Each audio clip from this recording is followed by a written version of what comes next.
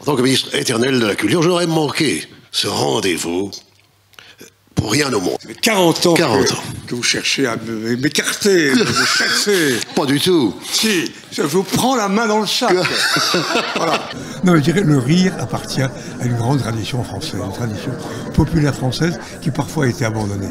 Et comme le dit Rima aujourd'hui, il y a un retour vers ce rire qui permet d'être à la fois vivant, parfois corrosif, critique, et en même temps d'apporter un peu de joie et de bonheur à notre vie commune. Puis quand on vient, comme le disait Monsieur le ministre, du pays de Guignol, c'est vrai qu'il y a une grande tradition dans l'humour et que l'humour est exutoire. Ça permet aussi d'apporter une sorte de légèreté quand on a ce flot d'infos. Et puis voilà, moi on s'amuse beaucoup. En France, on a une très bonne scène de l'humour. De Laurent Gérard à plein de personnes que je vois un peu partout, dans des petites salles, dans toutes les villes de France, sur les réseaux sociaux, sur YouTube. Donc en fait, on a une vraie effervescence. L'humour est présent, des fois il est involontaire. Moi apparemment, je suis nominé peut-être pour quelque chose d'involontaire. Donc c'est peut-être pour ça, on est peut-être des grands comiques qui s'ignorent. Non, plus sérieusement, bien sûr, heureusement que l'humour, il reste de l'humour en politique. On n'est pas dans un champ de conflit permanent, c'est pas la situation. Il faut toujours savoir se moquer de soi-même et douter de soi-même. Et donc ça fait partie de l'autodérision. Je trouve que ce prix est agréable parce qu'il permet à certains de faire des discours à ceux qui n'en ont plus beaucoup l'occasion. Président Ferrand, vous m'excuserez de cette saillie, comme vous dites.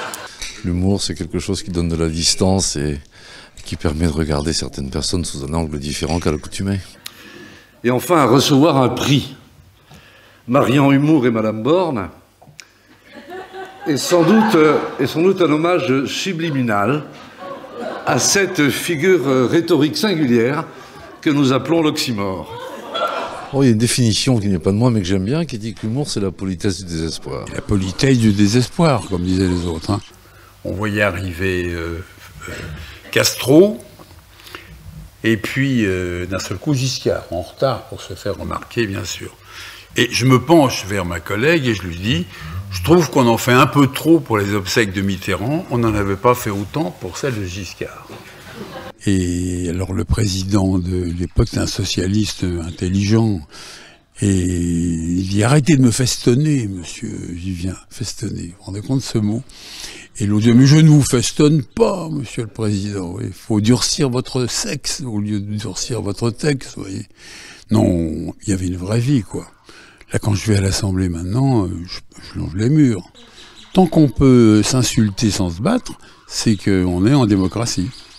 Mais j'espère, grâce à vous, que, là encore, la ligne 12, notez bien, sera poursuivie jusqu'à Meudon. Merci encore de m'avoir exhumé. Merci André Santini.